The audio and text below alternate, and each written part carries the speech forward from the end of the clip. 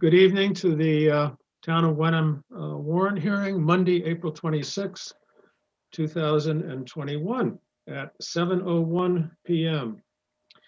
I'd like to call the Wenham Finance Committee meeting to order.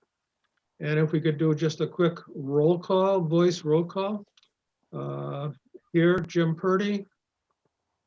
Here, Carrie Gelsma. Here, Alex Began. Here, David Molitano. Here's Susan Malin. Thank you, FinCom members. We're all here. I think now I will have the town manager, town administrator, Tom Younger, open the hearing with some introductory remarks. Tom, thank you. Thank you, Mr. Chair. And I'd like to welcome all those who may be watching us and may be learning some more regarding warrant articles for the upcoming Saturday town meeting. And I would like to introduce right now participants at tonight's meeting. From our Finance and Advisory Committee, we have our chair, Jim Purdy. The other four members, Alex Began, Carrie Gelsma, Susan Malin, and David Molitano. Representing our Board of Selectmen, we have our chair, Gary Cheeseman, our returning member, Catherine Harrison. We also have our interim moderator, Anthony Fahiri. I may have pronounced it wrong, but welcome, Anthony, for the meeting this evening. And representing the Hamilton Wenham Regional School Committee, we have Michelle Bailey. Welcome all, and thank you to everyone who may be watching this evening. Materials for tonight's meeting, we have, you should have had your warrant books. They've been delivered to your residences by mail. If you need an additional book or to have it available online for this evening, you may find it at wenhamma.gov/townmeeting. The resident budget forum is also available at HWCAM, which we recently completed. Additional budget information is available at wenhamma.gov/budget. If any of our residents need any of assistance regarding tonight's meeting, town meeting, or any other budgetary questions, you can call our office, Town Administrator's Office, the Finance Department, or the Town Clerk at 978-468-5520, extensions 1, 2, or 3.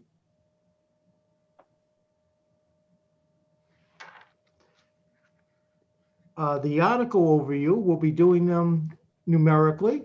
Articles 1 and 2 will be appropriate and fund the balanced annual operating budget, simply known as the town budget. Article 3, will be the capital improvement program, and that's usually the larger items such as vehicles, construct building work, anything that has to do with the town regarding major capital projects. Articles 4 to 7 are the annual articles in the consent calendar. Those are the articles that you generally see annually on the warrant. Article 8 is a transfer from the water department revenue due to payments to a retiring employee. Article 9 is CPA appropriations.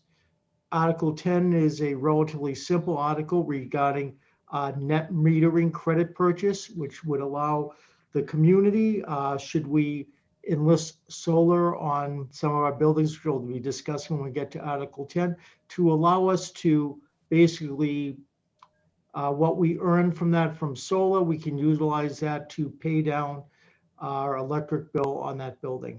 Select Board Article 11 is the article to rename the Board of Selectmen to a generic neutral name that a great deal of communities are going to. The citizens petition is the recall of elected officials, which has been having some discussion over the past few months. In Article 12 is the basic article that is for the election of town officers on May 6th. Okay, thank you, Tom. Thank you, Jim. So Article 1 through 8 are finance articles. And the way we'll proceed this evening is Finance Committee members will read the article. I'll have to assign this to different members for each one. We'll discuss the article briefly. And then at the end of the discussion, we will open it up to questions on the article so that people will have a chance. If they have an immediate question, we could do our very best to respond to it. So let us begin. Article 1 is the article which funds the appropriations for town government operations, town government capital, and the Hamilton Regional School District, as well as the vocational school. Just briefly, before we talk into this any detail, just to review, the total budget is 22,998,000. Excuse me, 21,998,000. If it's okay, I'm just going to refer to it as a $22 million rounded budget. This budget, the schools in our budget of that 22 million represents approximately 55%. The Hamilton Wenham Regional School District portion of the schools is 11,865,000, and the regional vocational school is approximately 170,000. So you'll see in your warrant article a number of 12,036,000, which is the combined of those two schools.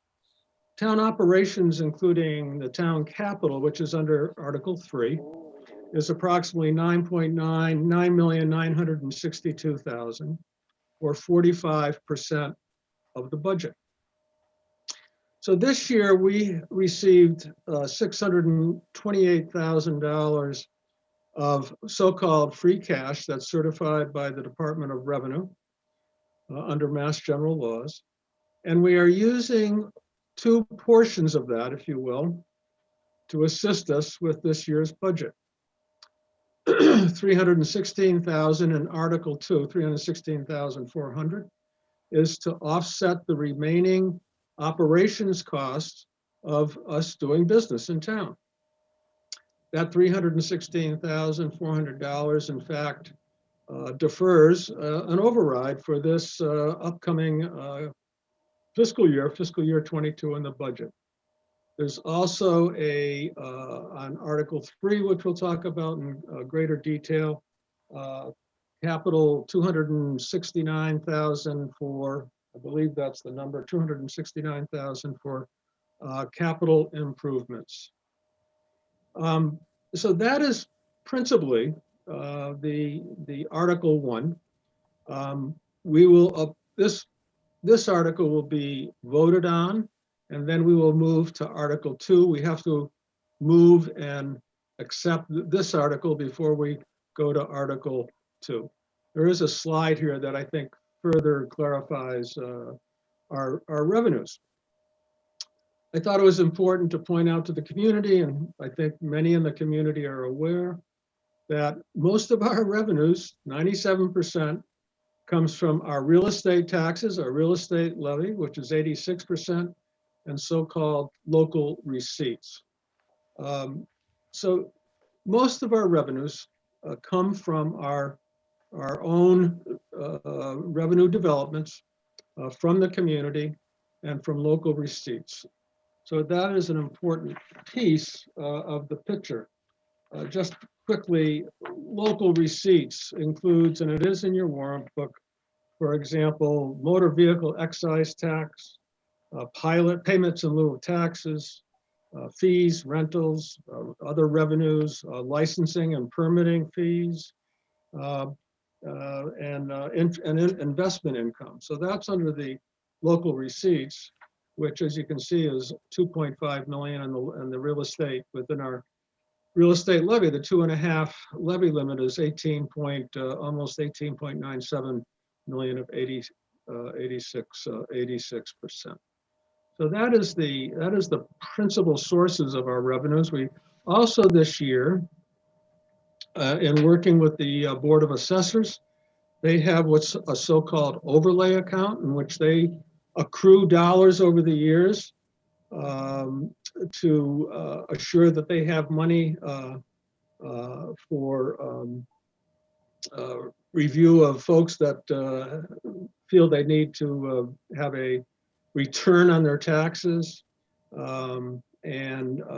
But this year they were able to distribute from that account after 4 years of accumulation, 125,000 or 1%, but the 125,000 is an important 1%. So that is that's basically our updated our revenues for fiscal year 22. The 195,000 is reserved for abatement, which I was trying to get to, and what the assessors do put aside for abatements for folks for their for the real estate taxes if they feel that their real estate taxes are not reflective of an accurate number. So can we move, Carrie, to, well, expenses? We'll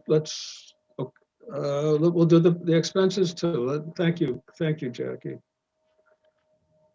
So as I mentioned, the greatest portion of our budget is 55% for education, 12,036,000, which is inclusive of the Essex vocational regional vocational program. Public safety is the next largest piece of the pie at almost 2.5 million or 11%. The water fund develops through its own billings and water revenues, but the expense to operate the water fund and capital associated with it is 543,000. General government is 7%, 1.5 million. And that represents primarily the operations of town hall, all the employees, the operations, finance, management, oversight, permitting, land use, and so on at town hall, all the employees at town hall. Public works is 8% of the budget, 1.6 million. Human services, which represents the, let's see, and that is veteran services. What are the other things in the human services piece? I should have the veteran services and a few other services at 1%. Culture and recreation is principally the library, which takes up the bulk of those dollars at 5%, just almost 1.1 million. Debt service, what it costs for us to borrow money and pay that money back, is 525,000. And other, at 1.970 almost, describes our costs for health insurance, other benefits, employee benefits, pension liability expenses to defer to support retirees and their health insurance, and general liability insurance is under the so-called other at 1.969. So that is our revenue and that is our expenses. Okay, I did mention the free cash, but this is a little more detailed discussion of that. As I mentioned, there was certified by the Department of Revenue 826,000. Per our operating best practices and the town of Wenham's policies, we set aside from free cash $250,000, 250,000. We used the free cash this year of 316,000 to offset our operations costs, Article 2. And we've also set aside free cash of almost 260,000, 259,000. I think I mistakenly spoke. I said 269, it's 259,000 for the use of free cash. And we will be reviewing in Article 3 the items that we've identified for the free cash. Each one of the finance committee members we will speak to those particular items. Carrie?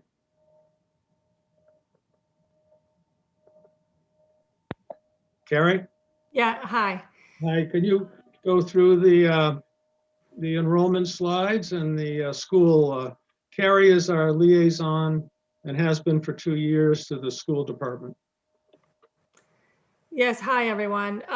This is just a snapshot of the past several years of the school district enrollment numbers. And I mean, you can see it's actually going down. The past couple of years, it's been going down some. And so it's actually gone down more this past year because some schools, some families had their students go to private schools. And prior to that COVID-19 shift, there had already been a little bit of a decline just from demographics.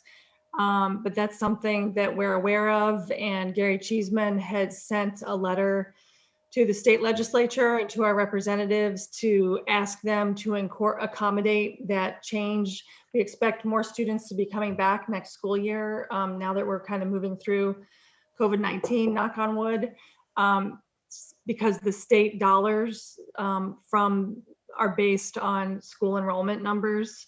I don't know if that made sense, but anyway, they've gone down and we're trying to accommodate that and make sure that we get an appropriate, an adequate amount of state funding, even though our numbers have gone down because they're expected to go up next year.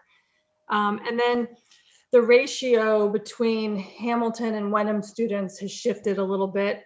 Some of our overrides in the past years, a percentage of it was based on this 3-year rolling average determining what Wenham's assessment would be. And Wenham had higher numbers. Like if you look at 17, 18, 19, and then a few years before that, Wenham had a higher proportionate share, which led to us having a higher assessment. And now our numbers are the proportionate share for Wenham is going down a little bit. So that's taking some of the pressure off of our assessment.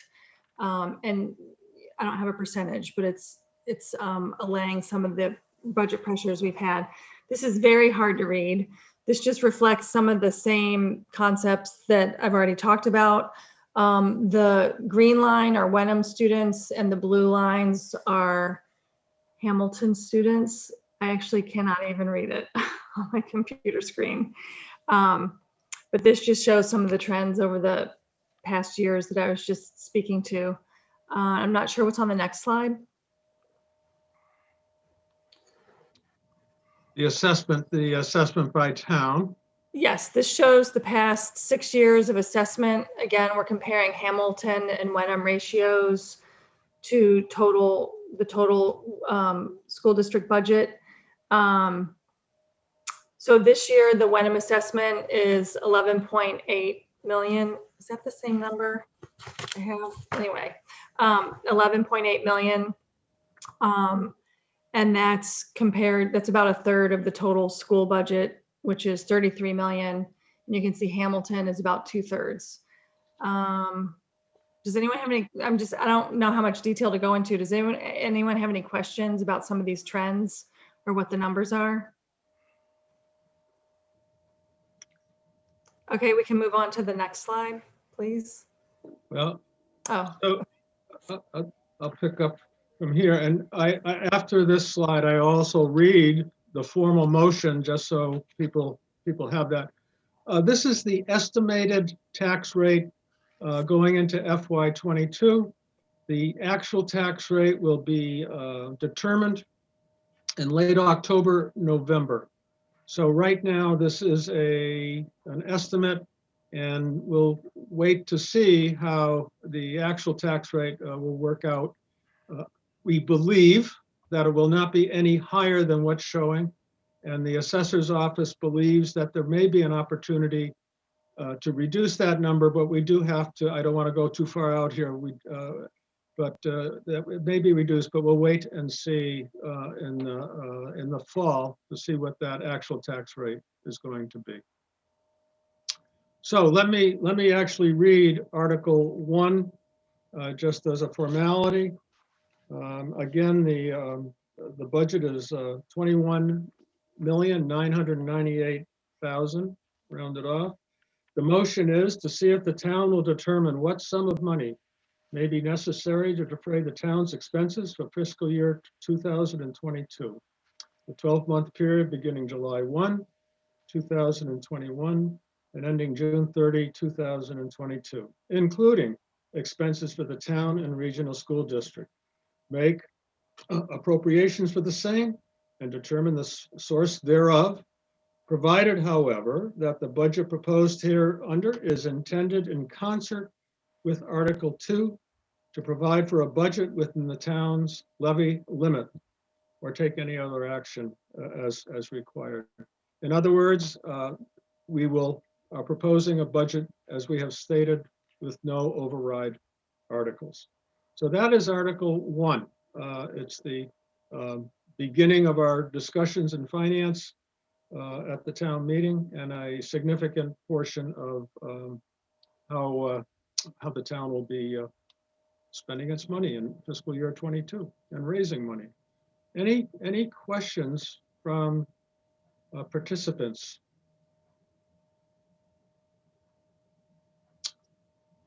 Okay, hearing none. I'm going to ask Alex Bagan to read Article 2, the use of free cash to offset the budget. Great. Thank you, Mr. Chairman. Okay, so Article 2 is relatively straightforward and is one that we've seen for the purpose of using free cash to balance the operating budget for many years now running. And much of this will kind of be along the lines of the statements that Jim eloquently made as they relate to the balanced operating budget for FY22 with regard to expenses and the use of free cash. So our FY20 certified free cash, excuse me, you know what, I'll read the article first since it's short, I'll get that out of the way. So Article 2, use of free cash to balance the budget, is to see what sum of money the town will vote to transfer from free cash to be used to balance the budget for the period July 1st, 2021 to June 30, 2022, or take any other action relative thereto. So that's the article in the commentary that you see on the screen, which I'll speak to kind of in general terms. So as I was starting to state, the certified free cash was $826,178 for FY20. This was down. You saw the bar chart several slides ago, which showed free cash peaking maybe 4 years ago or so. Free cash results from actual expenditures being below the budgeted amount in the current fiscal year, or actual revenues received being in excess of the amount for which we planned. So as the kind of the later part of this commentary indicates that certified free cash balances have decreased over the past few years due to more conservative budgeting. So more conservative revenue estimates, lower potentially on the margin and higher expenditures. But obviously seeking for accurate budgeting, goes without saying, has resulted in a decrease in free cash. And so, you know, some of that is from, for example, the iron rail reduction in revenues received that would reduce free cash, and many other COVID-19 related impacts and fiscal trends. So in terms of what we're using, this article seeks to transfer $316,400 from the certified amount of $826,178 to balance the budget. So Jim's Article 1 that he walked us through, the expenditures and revenues associated, the revenues would cover it with the addition of this 316 free cash, which is, I think it's stated in the commentary, but is 38% of the free cash, which was over $1 million, you know, 4 or 5 years ago. It was in the 1.1 million range, and it's ticked down a couple 100,000 or 100,000 or so, almost on an annual basis. So as Jim stated, 250,000 in reserves is required by town's policy, which just to tick over that amount is being set aside 30%, 250,178. And then the remainder of free cash will be discussed by other FinCom members as well for Article 3, where we talk about the use of some of this free cash for capital. So just generally speaking, it's advisable to use free cash to pay for one-time capital expenditures rather than to balance the budget. Why do we use it to balance the budget? So as Jim indicated, it can be used to, in effect, balance the budget or subsidize the tax rate. So balanced budget meaning we're not putting an override article, as is great news, Jim said. I'm sure we're all thrilled after 3 years of overrides to have a fiscally balanced budget. By not having an override article, of course, the expenditures need to be met by revenue, which with this free cash, balances things out. And any use of free cash reduces the overall tax rate on the margin, but is, of course, a good source to use for one-time capital expenditures that we won't count on next year, whereas our reliance over the years on free cash to balance the budget and to subsidize the tax rate, while welcomed in that respect, becomes a difficult Band-Aid to strip off. And what prompts that is the reduction in free cash over time, as we've seen. We made a great move last year to, I think, use $500,000 to free cash in FY21, roughly. And of course, now down to $316,000. So that's a good thing. And then some other numbers in here, which I think I've covered pretty much in just discussing this at a high level. I won't read through it because I think it speaks for itself and is very clear. And so with that, I'll stop and be happy to take any questions or turn it back over to you, Jim, and FinCom for Article 3. Okay, thank you very much, Alex. I'll wait a moment. I see that we have participants. I'll wait a moment to see if anyone has any questions on the use of free cash to balance the budget for fiscal year 22.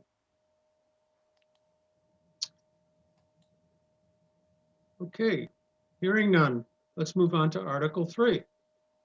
As we've mentioned, Article 3 is to use free cash to fund one-time capital improvements going into FY22.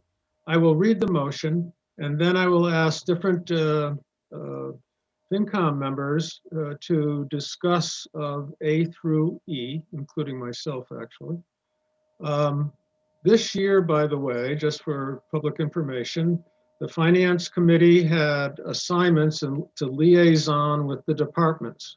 We felt that this year, given the pandemic, the Zoom type meetings, that we could engage in one-to-one meetings with the department heads just to get the best sense of their budgets, what they were looking for, and to bring that back to the table to the Finance Committee. So let me read Article 3.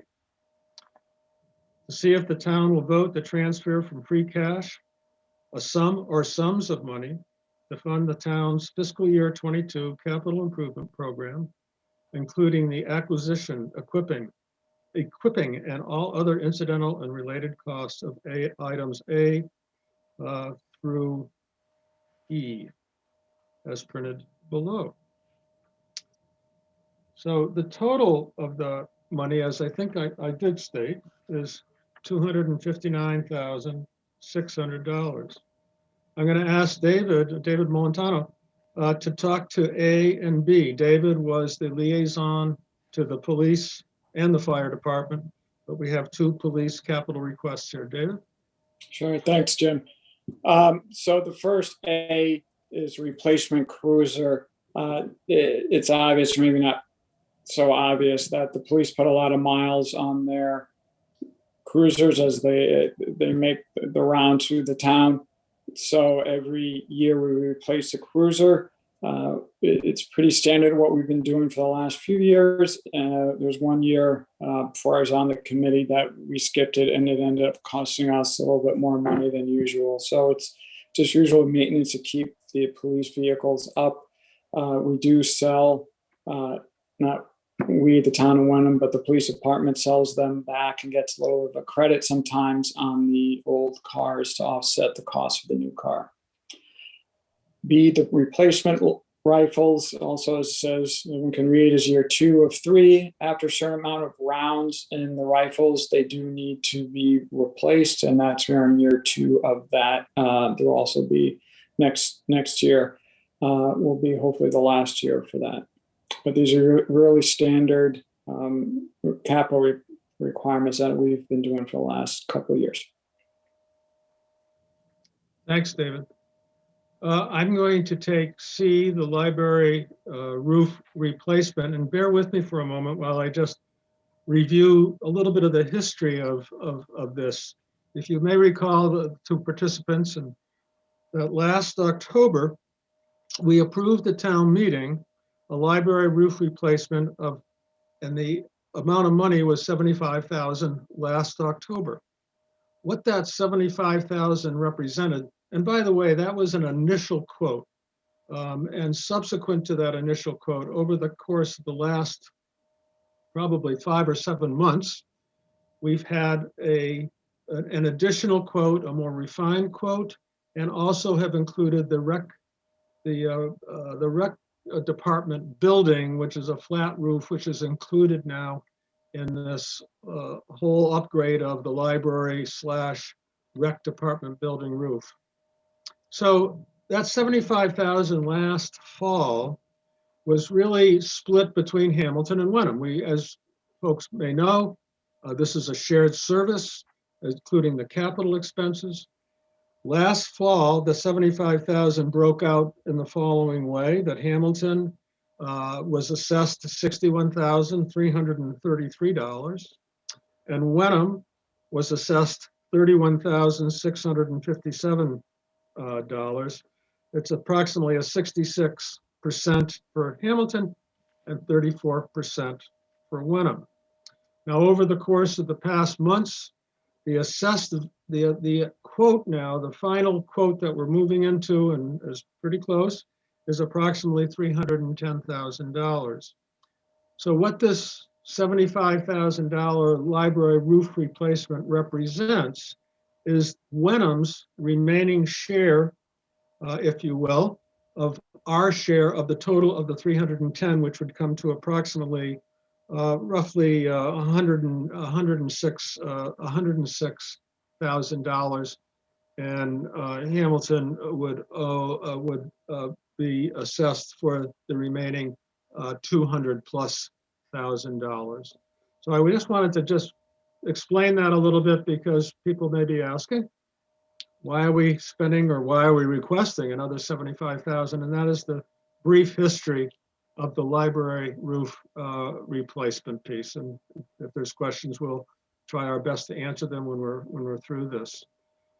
Alex, could you do, please, administration, comp and class study, and land use, the townwide master plan? By the way, Alex was assigned as the liaison to the town hall operations, and the activities involved in the operations and requirements in the town hall, which includes the planning and permitting and the townwide master plan. So Alex, could you just review those 2 capital requests, please? Sure thing, Jim. Thanks. Yeah. So for item D, as Jim indicated, the compensation and classification study, Wenham, as do other municipalities from time to time,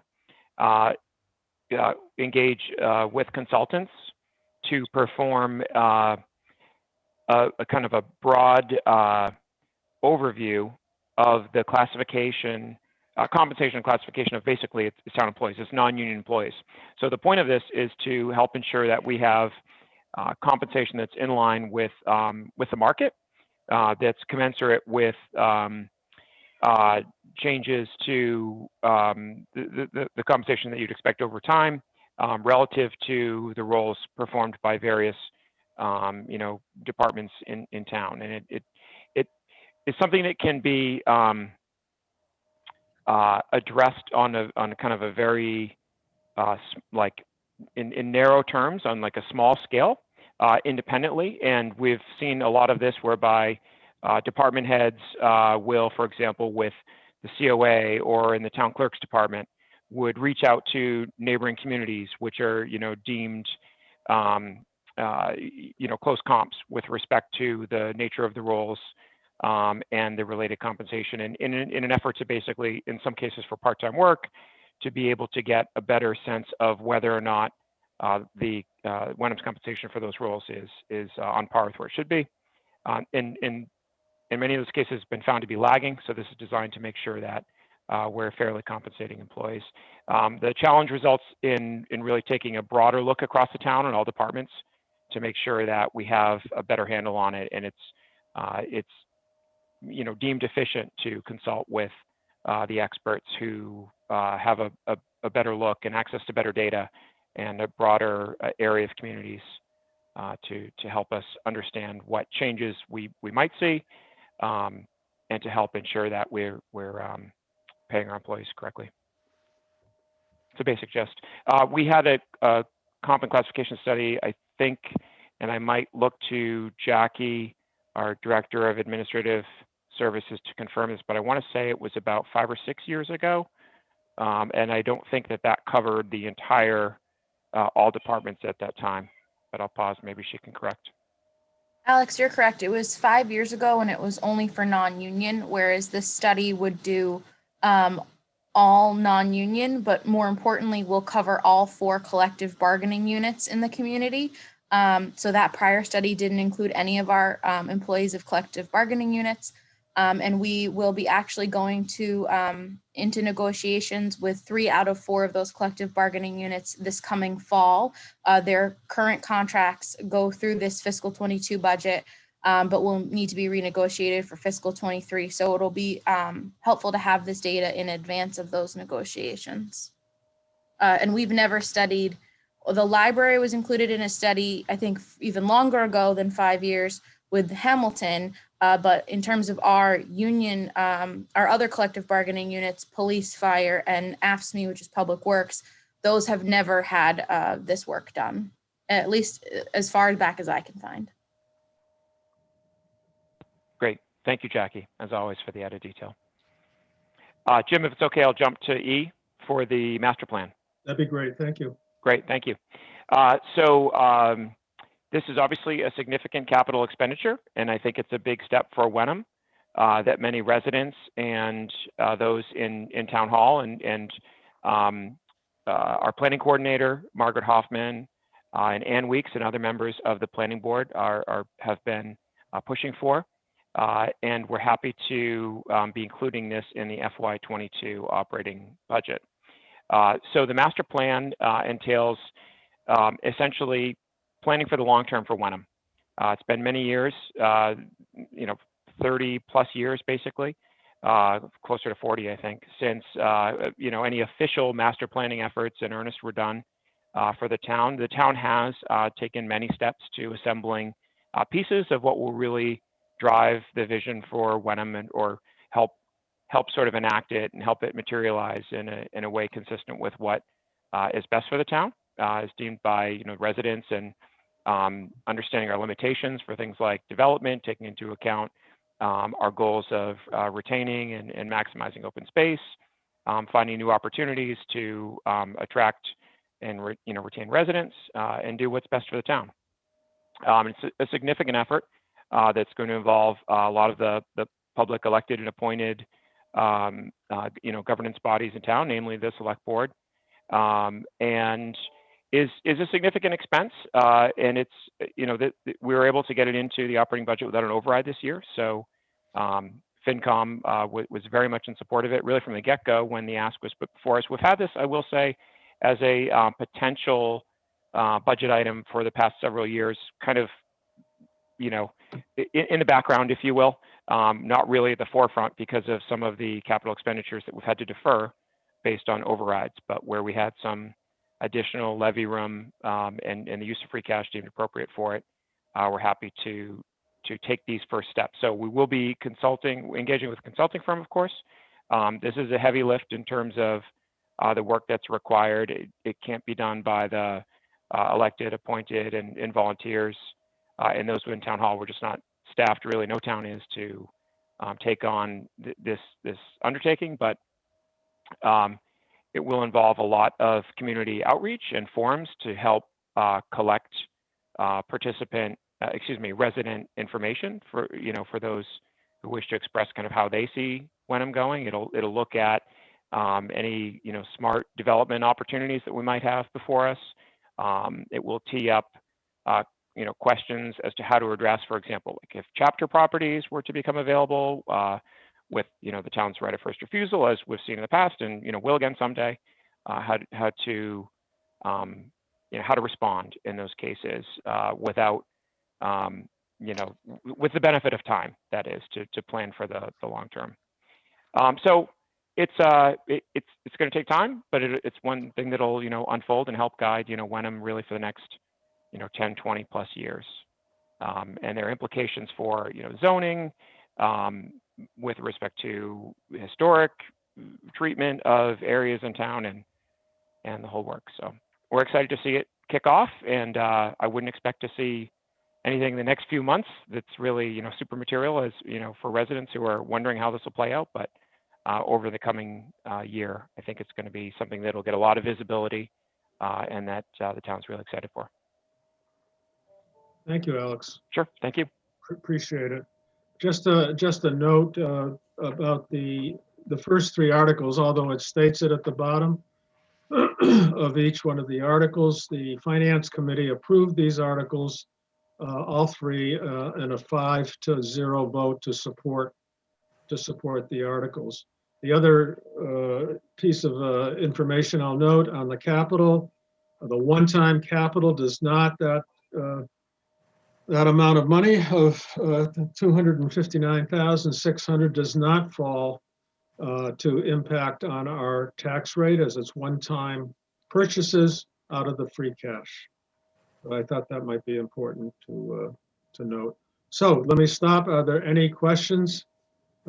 Michelle Bailey, I see Michelle has her hand up. Okay, Michelle, Hi, yes. I was just wondering, when we go to vote on these, will we be voting on them line item by line item, or will we vote them as a package? My understanding is that we will vote on the article in its entirety. Super, thanks. You're welcome. Okay. So now we move on to the so-called consent calendar. These are 4 articles, Article 4 through 7, that are routine articles of approving the transfer, typically the transfer of funds to support different operations. So I'm going to have Carrie read Article 4, David to read Article 5, and Susan to read Article 6 and Article 7. Susan Malin, by the way, has been the liaison to DPW and the water department this year. So if we could just briefly read the article and just briefly discuss it. It is very routine, but we thought it'd be helpful to actually read the article. David, Carrie, could you read Article 4, please? Sure, thank you, Jim. So Article 4 is related to transferring cemetery and other funds from those trusts. The actual legislative language in the article is to see if the town will vote to accept the cemetery and other trust funds received in FY 2020 as printed in Part 1 of the town report and on file with the town clerk, or take any other action relative thereto. And it, again, as Jim said, this is very routine and it's standard, and it just enables the town to expend funds as they're directed according to the trust. So I think we can knock this one out in 60 seconds or less, which we just did. Okay. Oh, yeah. Okay, yeah, we can just move on to Article 5. Thank you. Thanks, Carrie. Sure. Well, by the way, if folks do have questions, excuse me, David, if folks do have questions at the end of the consent articles, we'll stop and take any questions at that point. Thank you very much. David, Article 5? Sure. Article 5 is mentioned as a typical warrant that we have every year. To summarize, Wenham uses the sale of burial lots to offset the cost of maintenance by the DPW. So this allows for the transfer of $6,000 to offset the cost of maintenance of the cemeteries. Usually it's around 7,500, but this year was 6,000. Again, it's really a straightforward article. If there's any questions, I'll be happy to answer them. Could you just read the article, Dave? Oh, sorry, excuse me. Yep. Yep. Yep. Article 5, Cemetery Maintenance Fund Transfer. The motion to see if the town will vote to authorize the treasurer to transfer the sum of $6,000 from the sale of cemetery lots. Receipts reserved for appropriation account to be used with the amounts appropriated for highway department expenditures under Article 1 for the care and operation of the 3 cemeteries in the town of Wenham, or take any action relative thereto. Okay. Thank you very much, David. Article 6, transfer of water operating budget. Susan, could you discuss that? Sure. Thank you, Jim. Read the article. I will first read the article. Article 6, transfer from water operating budget to water capital reserve fund. To see if the town will vote to transfer the sum of $35,000 from the FY 2022 water operating budget into the water capital reserve account, or to take any other action relative thereto. This basically allows us to transfer $35,000 into a capital reserve account in the anticipation of large expenses down the line should anything happen to the to the water lines or whatever. And that's it.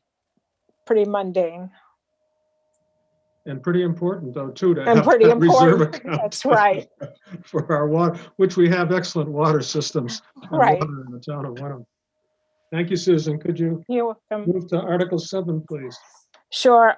Article 7, roadwork, Chapter 90, funding, to see if the town will vote from available funds a sum of money for work on town roads, subject to conditions detailed by the Massachusetts Department of Transportation Highway Division pursuant to MGL Chapter 30, Section 39M, Chapter 149, Section 44J, and Chapter 149, Section 26 to 27F. Said work to conform to the requirements of the Massachusetts Department of Transportation Highway Division, or take any other action relative thereto. Basically, this allows the town to expend funds in anticipation of reimbursement by the state for road work. And typically that amount is, this year is about approximately 150. Right. 150,000, is that correct? Yes. Yes. Okay.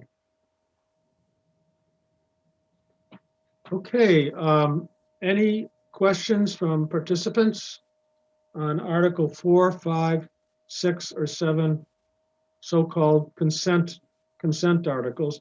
My understanding is at town meeting, we will read these articles, but will be voted on as we have in the past several years in one vote. Okay. And back to Alex. This is regarding an administrative issue and the retiring of an employee. Article 8. Alex, if you could read that and discuss it briefly. Sure, Jim, thank you.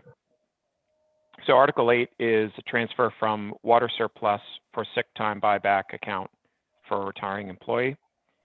The article reads, to see if the town will vote to transfer the sum of $16,000 from the water department surplus to an account for the use of paying a sick time buyback for the town's obligation to retiring water department employee or take any other action relative thereto. And as may be shown on the commentary, if there is one. Oh, there it is. Thank you very much. Is relatively straightforward. So this is a benefit for employees who accrue sick time, unused sick time, to, upon retirement, pursue a buyback. And this is a longtime employee who, after many years of valued service, is retiring. And so, consistent with the town's policy, the town will buy back. So this is unlike the transfer that Susan described in Article 6 from capital, water operating to water reserve. This is from water operating to town budget, because the town basically pays for those retirement benefits. And as we've seen before, and the town will continue to do, to monitor going forward for larger budgetary impact items along these lines.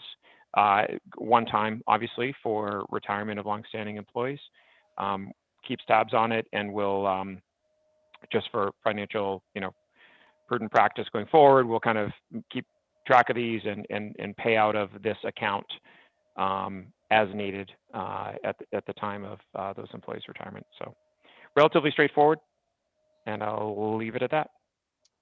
Thank you, Alex. So that completes the so-called finance articles that the Finance Committee has voted on. And by the way, we voted 5 in support on all the consent articles, as well as Article 8. So we had unanimity and support for the financial articles for fiscal year 22. So I'll stop there and turn this back over to Tom. Article 9. I think Jackie's going to speak to that one, Jim. So Jim, this is Article 9, and unfortunately, Patrick Waddell, the chair of the CPC, was supposed to be here tonight to present to this, but I heard from him towards the start of your presentation that he is very sorry and unable to attend tonight. Okay. He will be at town meeting on Saturday, so I'm just going to speak to a quick overview of the CPA articles as their staff liaison. Unfortunately, there's no other members of the CPA committee on tonight, so they're leaving it to me. But I will be brief. So the CPA reservations and appropriations are broken down into 6 parts this year.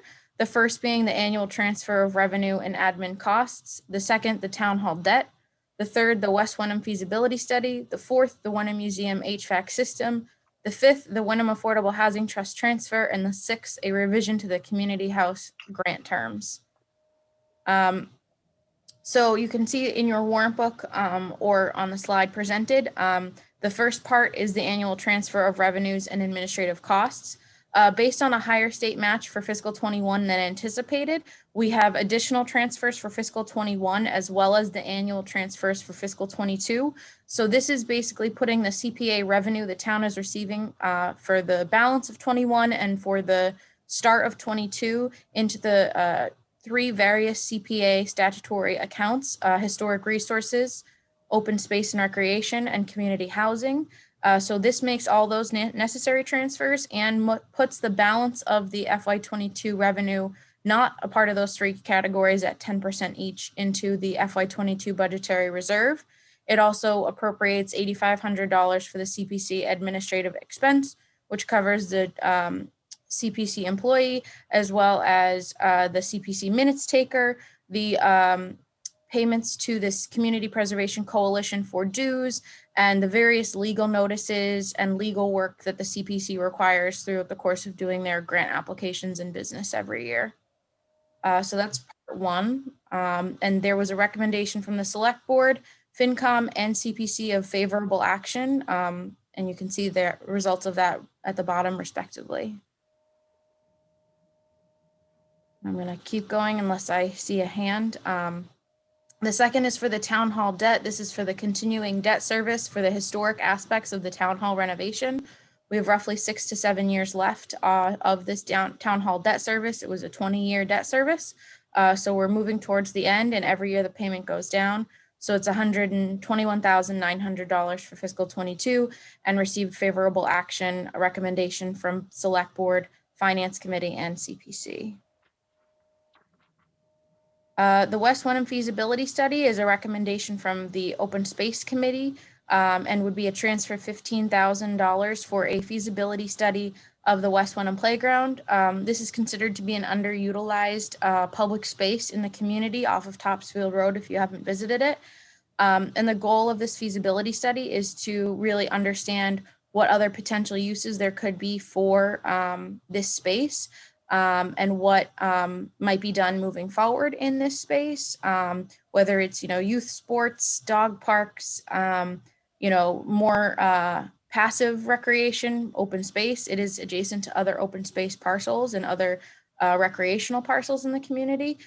So this would look at a study for this specific parcel with the hope of the Open Space Committee being able to move forward with the recommendation of this study for future improvements to the parcel.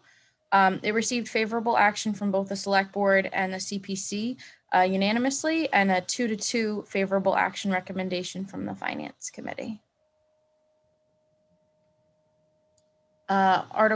Section 4, of Article 9 is the Wenham Museum HVAC system for $47,400, and this was an application from the Wenham Museum to deal with some HVAC issues, particularly for rooms in the museum that feature some of their more prized historic collections and historic artifacts. So this would authorize the Select Board to enter into a grant agreement with the museum as a separate nonprofit, and would authorize those funds to be transferred for them for the scope of work that they've outlined in their application. And this did receive unanimous support from the Select Board, Finance Committee, and CPC of favorable action. And then the Wenham Affordable Housing Trust transfer, a total sum of $150,000. This would transfer funds to the CPC for community housing to the Affordable Housing Trust.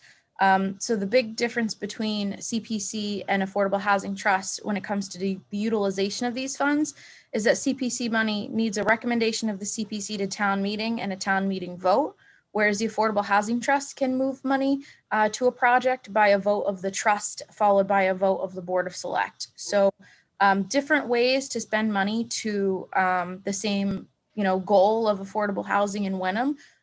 So this would be a transfer of that sum. And the Select Board will be making their recommendation on this article at town meeting. The Finance Committee voted 3-1 on this in terms of favorable action. And the CPC voted 5-2 in terms of favorable action on this item. And lastly, there's going to be an update to a grant agreement between the Select Board and the Community House that was approved for funding at a prior town meeting. And folks may remember it was revised last year at the July town meeting. But due to some accounting pieces where the Community House had submitted receipts to the town of Hamilton for the specific work that Wenham CPC had funded the project for, this is to reduce their grant agreement to strike the words "the heating system" and to cover a more broad scope of the historic preservation work included in their original action. This would require a grant agreement be administered by the Board of Selectmen, as this is a separate nonprofit, but it just strikes the heating system from that initial approval and from that revised approval last July. The initial allocation was for $50,000. So there's no change. It's still the same $50,000. It has not been expended to the Community House and would only be expended pending approval of this article and a successful updated grant agreement between the applicant and the Select Board. So I apologize for going quickly. And unfortunately, I do apologize again for the chairman of the CPC who could not attend tonight, but I'm happy to take any questions related to the CPA articles if there are any. May I just take a moment to a note on this to the Finance Committee? We have not voted on number 6 of Article 9. We will be meeting at noontime at the town meeting, and we'll have a formal FinCom meeting to review this article and to formally vote on it before town meeting, just as a note of information. Thank you, Jim.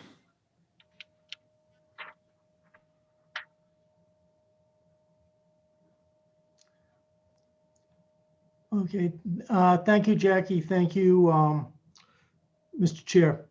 Article 10 is to allow the town, particularly the select board, to enter into one or more net metering credit purchase agreements with one or more owners of renewable energy facilities for terms of up to 30 years, taking any actions and execute any other documents and ancillary agreements required to accomplish this task, and to implement and administer net metering credit purchase agreements, all of which agreements and documents shall be on such terms and conditions for such consideration as the Board of Selectmen deems in the best interest of the town.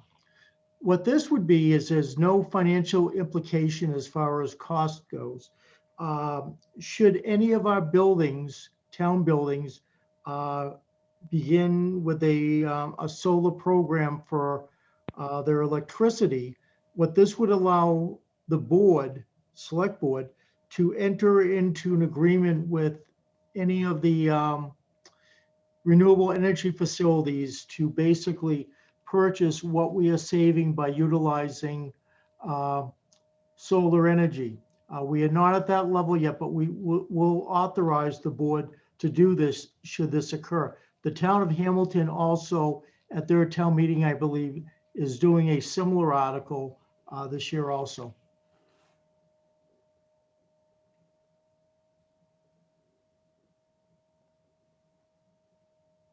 Okay, assume there's no questions.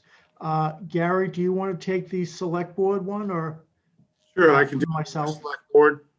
So a long motion paragraph here, but they explained up front that have to give credit to Town Council Lauren Goldberg that pointed out that the state of Massachusetts and hopefully the town here is moving to a gender neutral terminology.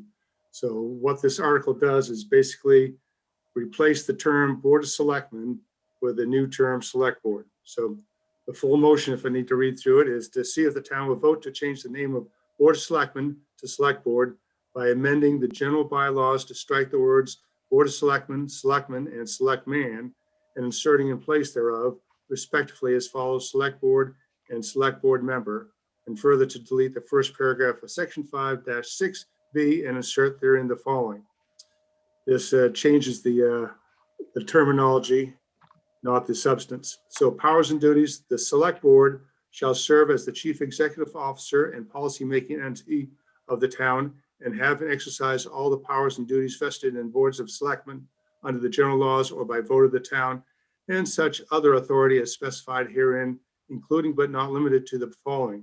Provided, however, that the notwithstanding any of provision of this bylaw, Select Board shall not act to derogate from the statutory authority of multiple member bodies and other appointees of the board and departments under its responsibility, or any other multiple member bodies, officers, and employees of the town. And further, to authorize the town clerk with the approval of the town administrator to make such other changes to the bylaws with respect to grammar as may be needed to ensure that the changes are properly integrated into the general bylaws, or take any other action thereto. So a very long motion just to change 3 words to 2. So hopefully this will move right through at town meeting. Any questions? So Tom, do you have, who's got number 12 here? Just add a clarification on the select board article. We will be doing at a future town meeting, amending our zoning bylaws where it would also mention the Board of Selectmen. There's very few lines in the zoning bylaws that mention the select board. I believe there might be 6, but that requires a change in the bylaws with a public hearing by the planning board. We did not have time to conduct that. We will be conducting that for a future meeting.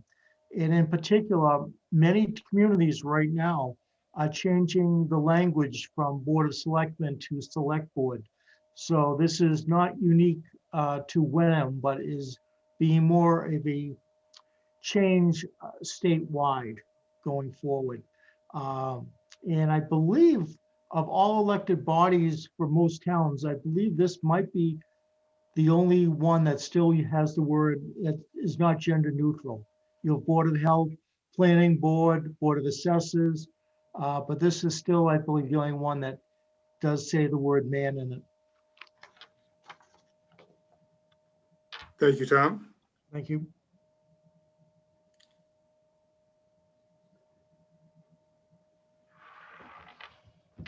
Jim or Gary, do you want to introduce?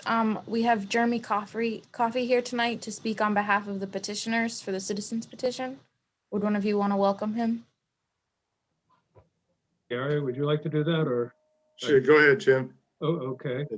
So this is put forward by a group of interested and involved citizens in the town of Wenham to put forward a well-studied and well-developed citizens petition to recall of elected officers. Many of our surrounding communities have this recall language in their bylaws, and it would in fact be a bylaw. Mr. Jeremy Coffey will speak to this in a little bit more detail on behalf of the petitioners. Jeremy? Thank you, Mr. Purdy.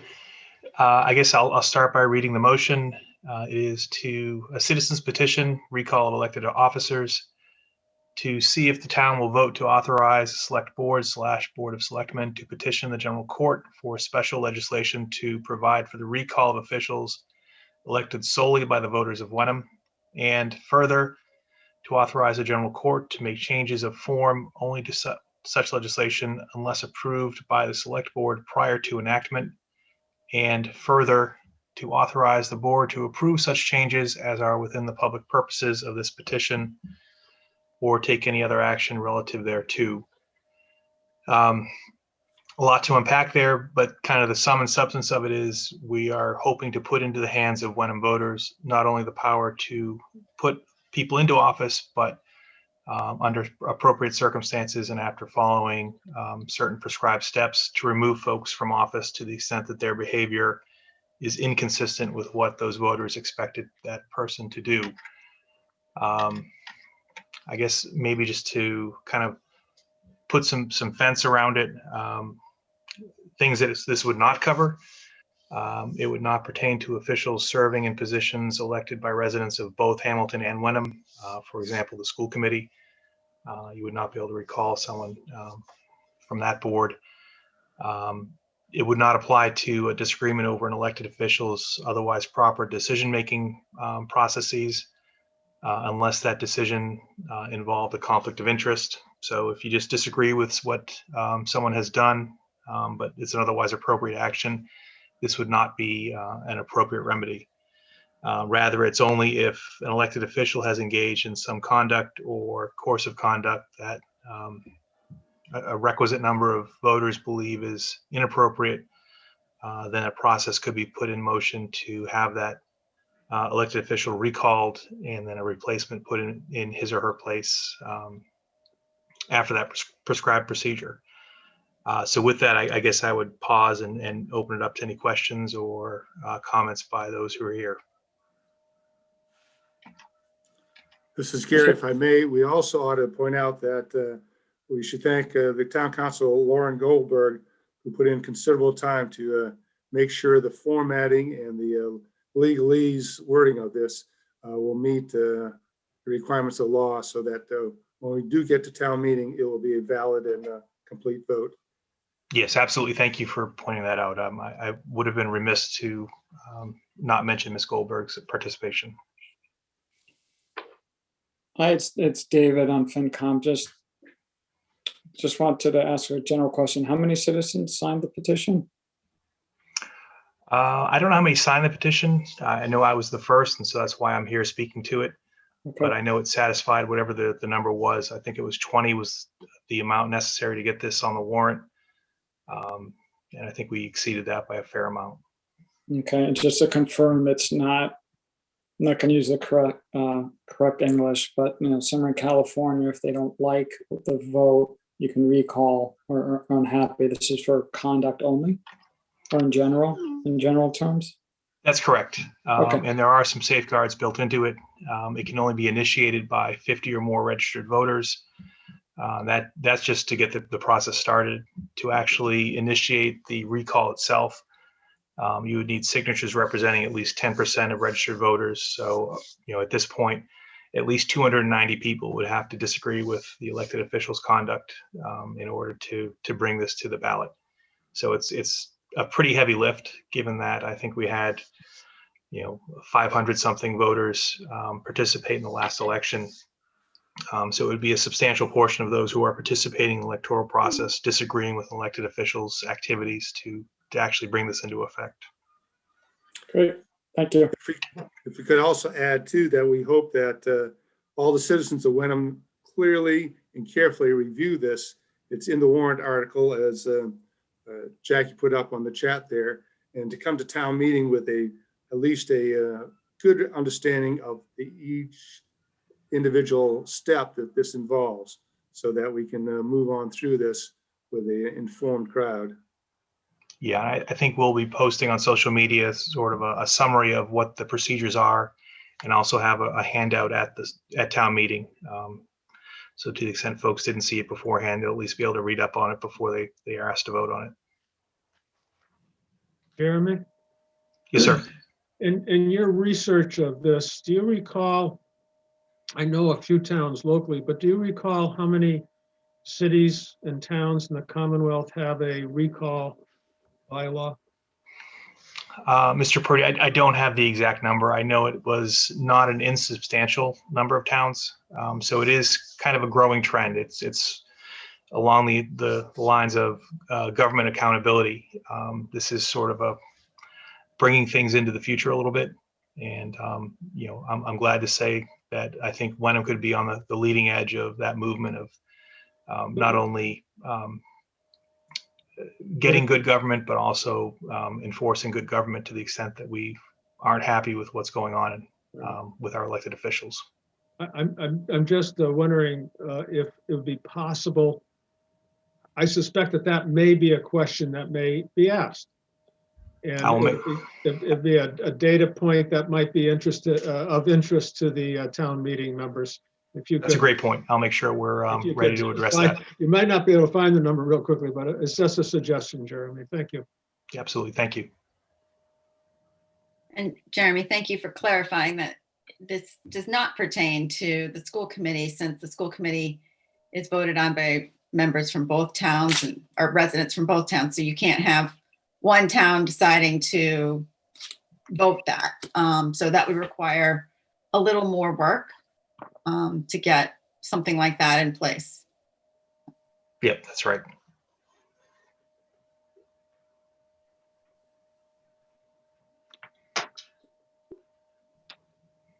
All right, so I think I've spoken to Article 11 and a half, unless there are any other questions. I think, Tom, did you have a comment? Yeah, just further clarification. The town which I live in was previous administrator Swampscott does have a recall provision. They recently attempted approximately a year ago, but could not get enough signatures to do it. It does take to be, you have to take this very seriously to get the number of signatures. That's why the level is so high that it's not frequently used, but used in cases where the petitioners feel that there is an injustice or something had occurred that requires that. It just doesn't happen every other month because the threshold is so high for the signatures. Yeah, and that was the intent in putting in those thresholds. We don't want the California situation where rogue elements can just file a recall petition for harassment purposes. We want to make this truly limited to extraordinary circumstances where it's warranted.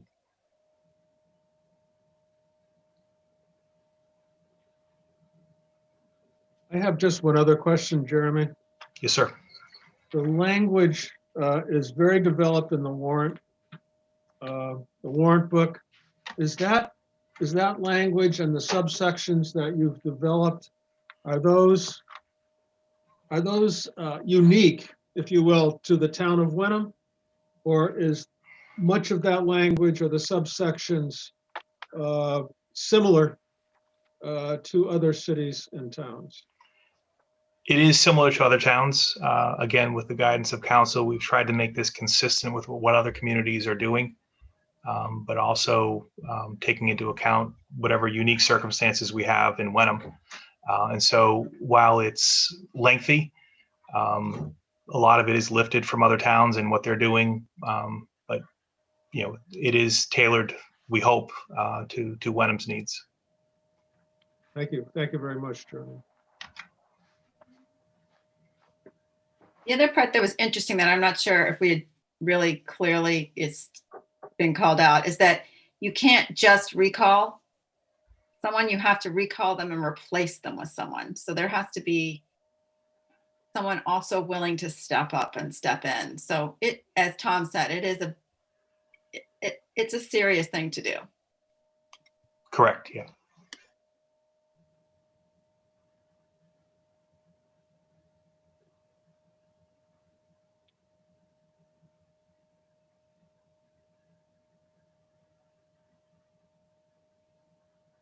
Election of officers, Article 12.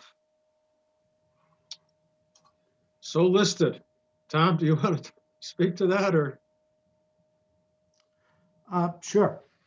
Article 12 is the normal article that you generally see in town meeting warrants, which is to choose, basically to announce and choose your elected officers at your upcoming town election. We have a number of positions open. We have the Board of Assessors, one position for a 3-year term. Board of Health, one position for a 3-year term.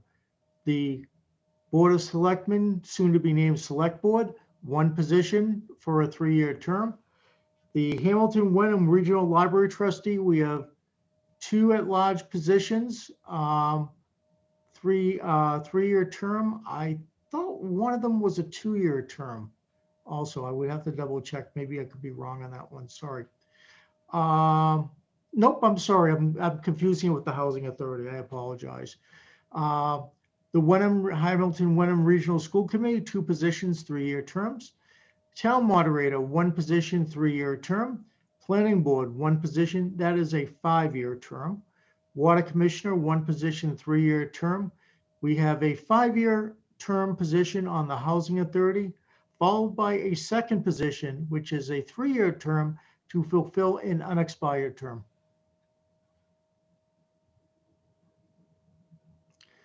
Next is for all those who may have remembered going to the last outdoor town meeting. We are having this again Saturday at 1 p.m.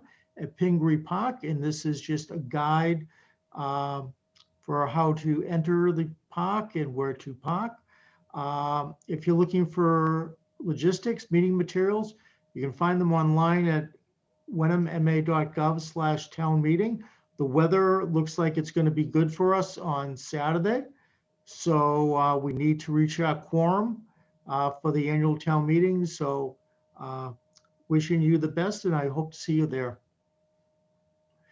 I also want to thank for the many people who are watching the warrant hearing this evening.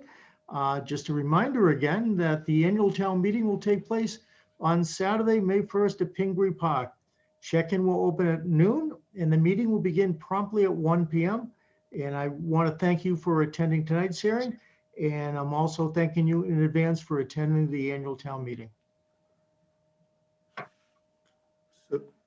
So Tom, we might put a plug in for the movie night utilizing the tent on Friday evening. I think there's some 50 tickets left. You need to sign up by appointment. Yes, we've had a really good response rate on that. And I want to thank my assistant, Nikki, and Recreation Director, Sean, for putting this together. This is a wonderful program for families. It's a family movie, and we hope you can attend it. It will be socially distanced, and all the information regarding on that, I believe, is on our website. We just have one question from Michelle Bailey. Are we expecting Brad Hill and Bruce Tarr? We are expecting Representative Hill at this time. We haven't gotten final confirmation from Senator Tarr. we do expect to see updates in the next few days, but I know that Representative Hill is hoping to come and say hello at this time. Thanks, Jackie. Thank you, Jamie, for managing the chat tonight. Thank you. Catherine, anything else to add? You're muted there, Catherine.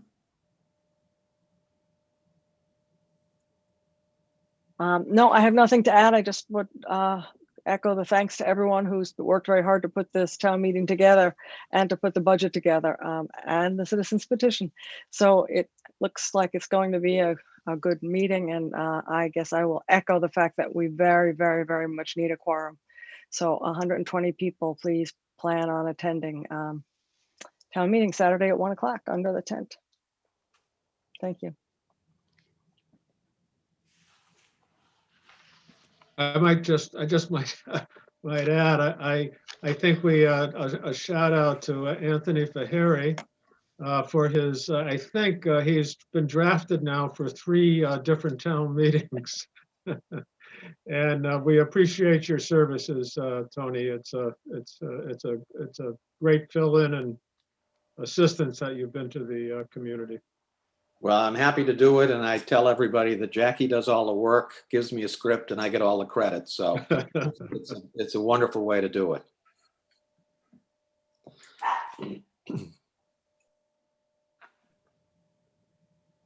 Anything else, Jim? No, I think for finance and the finance committee, I'm going to hear a motion, if we can make a motion to adjourn the finance committee meeting at 8:22. So moved. So moved. Motion made. To Second. adjourn the meeting, seconded by Carrie. All those in favor by a roll call. Aye, Jim. Hi, Carrie. Hi, Alex. Hi, David. And Susan was on there. Catherine T, just in case you didn't hear her. So we've all moved to adjourn the meeting of the Finance Committee. Thank you very much. Thank you. Thank you, Jim.